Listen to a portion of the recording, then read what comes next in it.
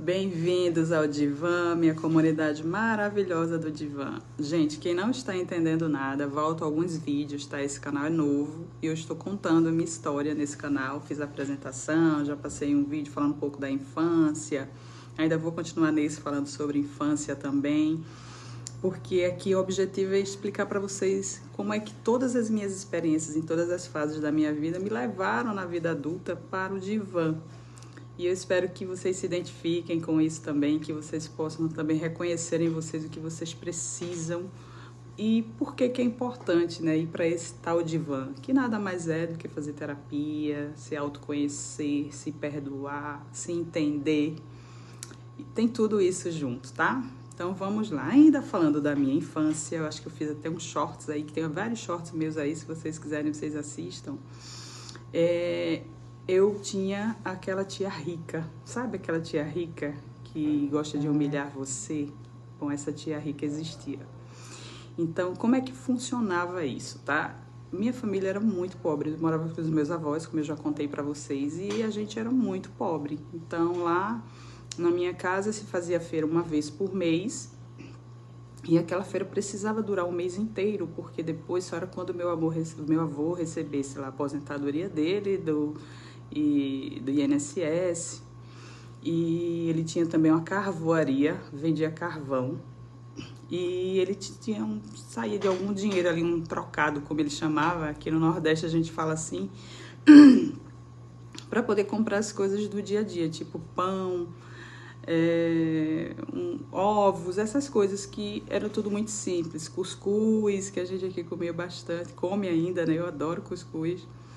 Então, a gente tinha uma família muito, muito pobre mesmo, sim. Mas muito simples, mas com muito amor, não faltava nada, tinha abundância de comida, mas tudo nessa simplicidade que eu estou explicando para vocês. E aí tinha uma tia minha que tinha se casado com um homem que tinha dinheiro, pelo menos na frente da gente, assim, se fosse comparar com a gente, assim, eles eram riquíssimos. Moravam em apartamento, eu morava numa comunidade. Eu ainda vou deixar a foto da minha casa aqui para vocês verem. Como é que era essa casa, que eu vivi até os meus 22 anos nessa casa. Então, essa tia rica, ela aparecia só de vez em quando. E eu tinha três primos, um mais velho e duas primas. O mais velho já estava tocando a vida, já estava estudando, fazendo faculdade. E as minhas primas não, elas eram uma era mais velha do que eu, a outra um pouquinho mais nova, então a gente tinha uma idade ali que era bacana, assim, a gente ter esse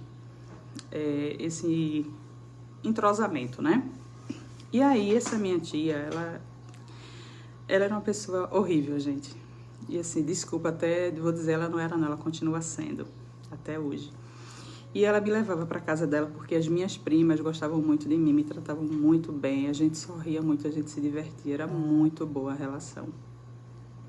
Então, eu ia para lá e era como se ela me levasse apenas porque as minhas primas pediam muito. Mas quando chegava lá era uma sequência de humilhação, gente, que vocês não têm noção. Era tipo assim... para tomar banho, eu não podia passar o sabonete direto no meu corpo. Ela não me dava um sabonete separado, mas ela entrava no banheiro para ver se eu estava passando o sabonete no meu corpo. Ela dizia que não podia, que isso era anti-higiênico, que eu tinha que pegar o sabonete, passar na mão e depois, com essa espuma, passar no meu corpo. Eu até contei essa história assim, bem reduzida num short aí, acho de 1 minuto ou 2. E eu ficava assim, isso me acompanhou durante muito tempo. Vocês acreditam nisso? Que até hoje, quando eu pego um sabonete, eu me vejo fazendo isso para poder passar no meu corpo. Tanto que hoje eu só uso sabonete líquido, sabe? É uma coisa assim que já ficou em mim. Eu gosto mais hoje em dia, mas assim, e aquilo ficou muito forte, porque ela não deixava eu usar. Era como se a cor da minha pele... porque elas são muito brancas, né? Tanto a minha tia como as minhas primas e o meu primo. E eu tenho uma pele mais bronzeada, né? Uma pele morena, então eu acho que tinha um pouco, sabe, dessa questão aí. Dessa questão que eu não vou nem citar o nome, mas vocês sabem, vocês vão entender. Então, ela fazia isso comigo, ela ficava vigilante, me olhando com aquela cara de desprezo. ela me tratava super mal, qualquer coisa que acontecesse, eu criança, isso eu tinha, gente, entre 6 a 9 anos. Com 9 anos eu me libertei dela. Mas entre 6 e 9 anos que eu ia pra lá. Então, assim, qualquer coisa que eu fazia, ela... Menina, já que me tratava super mal. Aí as minhas primas geralmente me protegiam, me defendiam. Não, mãe, para com isso. Isso é coisa de criança, a gente tá aqui. Mas ela sempre me humilhava. Sempre tinha o prazer de me humilhar. E eu ia pra lá, gente, sabe por quê? Porque lá a comida era uma comida boa. Assim, não que na minha casa não fosse, mas era uma comida diferente. Vocês imaginam que era uma comida assim... Na minha família, a gente fazia feira uma vez por mês, a gente comprava aqueles chambinhos pequenininhos. Então, vinham 10 na bandeja, se eu não me engano. Então, eram 3 meus, 3 de cada irmã, e minha avó ficava com um chambinho. E só depois de um mês que a gente poderia novamente ter acesso a isso. E lá não, tinha Danette, gente. Isso ficou na minha mente. Eu até fiz um short também sobre o Danette. Assim, o Danette era um Danone, é um Danone que eu amo e que eu amava demais quando eu era criança. É um Danone de chocolate, tem o Chandelle e o Danette. O Danette, pra mim, ele é super, assim, ninguém supera até hoje. Então, eu tomava esse Danette e eu amava ir pra lá porque tinha Danette. E tinha também o maltado, que na minha casa não tinha. O que é nada mais o maltado? É um leite em caixa, um leite líquido, que você coloca Nescau, ou enfim, um achocolatado, né? Que a marca Nescau ficou tão forte que a gente chama de Nescau. Um achocolatado, às vezes um pouco de açúcar, e bate no liquidificador, e fica aquela espuminha. E eu, a criança, ficava pensando nisso. Então, todas as vezes que ela ia me buscar toda sexta-feira e me levava geralmente no domingo à noite para casa, e eu ficava com aquela angústia, dizendo assim, poxa, eu vou ser humilhada de novo essa semana, mas tenho maltado e tenho o Danette. E eu também gostava de estar com as minhas primas. E aí eu dizia, eu vou. E eu aceitava todas essas humilhações por causa disso, por conta da escassez que a gente vivia em relação a esse tipo de coisa. E assim foi durante esses anos, sabe, gente? Muita coisa assim que aconteceu, de humilhação, de maus tratos mesmo nesse sentido. E quando eu fiz 9 anos, aconteceu uma cena horrível, que foi a que eu nunca mais voltei lá. Como eu já contei também aqui, a minha mãe era uma mãe solteira, ela já tinha um filho, que era o meu irmão. Depois ela ficou grávida de mim, o meu pai disse que já tinha se casado com outra mulher, quando já tinha comprado todos os móveis para casar com ela. Então, a minha mãe era uma mãe solteira e muito nova e muito bonita. Minha mãe era muito nova, muito bonita. Então, ela tinha uma vida de uma mulher solteira, de uma mulher separada. E que ela tinha o direito de reconstruir a vida dela. Então, ela era muito julgada por isso, né? Essa questão da mulher de ser julgada, de chama de vagabunda, de piranha, desse tipo de coisa. E com eles não era diferente, né? Essa família que diz a família incrível, uma família maravilhosa e que tinha esse tipo de humilhação com relação à minha mãe.